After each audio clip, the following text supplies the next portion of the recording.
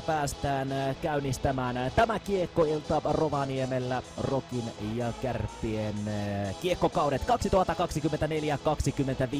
Ton syöttö lipsahtaa myöskin keskialueen puolelle ja näin ollen tästä ei tästä suoraan päästä maalitekopaikkaan, mutta sitten Teemu Turunen pääsee maalitekopaikkaan ja onhan se mieletön rannelaukaus, joka Teemu Turuselta löytyy ja vasemmassa yläkulmassa viuhuu ja Kärpät siirtyy tässä ottelussa 1-0 johtoon. Teemu Turunen maalin tekijänä komealla rannelaukauksella. Tässä nähdään tilanne vielä uudestaan keskialueen puolelta. Jouduttiin uudestaan vauhtia hakemaan, mutta nopeasti tästä päästiin käännähtämään hyökkäysalueelle. Turunen leikkaa keskustaan ja aivan vasempaan yläkulmaan on.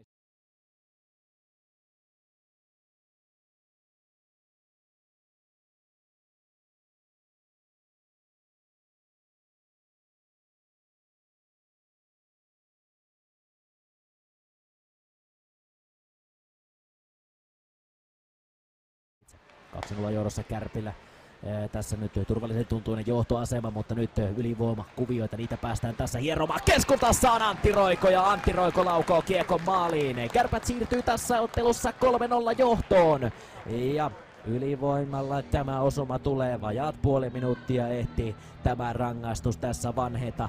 Aleksi Antti Roiko useampaan kertaan myöskin liigakaudella viime talvena tätä samaa kuviota nähtiin. Toisessa erässä Roki kyllä ole pystynyt tuonne Kärppien maalin sulle rakentamaan. Sitten on katkon paikassa Roki ja siinähän se loistopaikka tulee ja siinähän se myöskin tulee tämän ottelun kavennusmaali. Roki maalaa ensimmäistä kertaa ja heti kun pääsin sanomasta, niin sieltä myöskin tämän ottelun kavennusmaali tulee. Sinne se pelataan takatolpalle Liam Isikille Rannan toimesta, mutta Rokin kääntö ei tästä tulosta sitten Alasiurua on pääsemässä tässä nyt Nokikain maalivahti Huunasen kanssa ja tämän tilaisuuteensa myöskin Arttu Alasiurua käyttää hyödykseen sinne takakulmaan hieman yli patjan Alasiurua tämän laukauksensa suuntaan ja tällä laukauksella Kärpät siirtyy ottelussa 4-1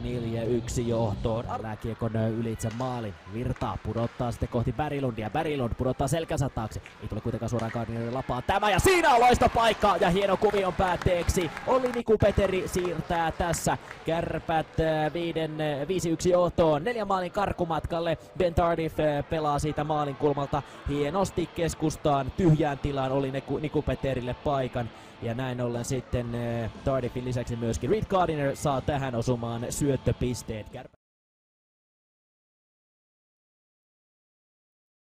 Tämänpäiväisessä kamppailussa ollut. Vielä väännetään viimeiset sekunnit loppuun ja tämänpäiväinen kamppailu se tulee päätökseensä.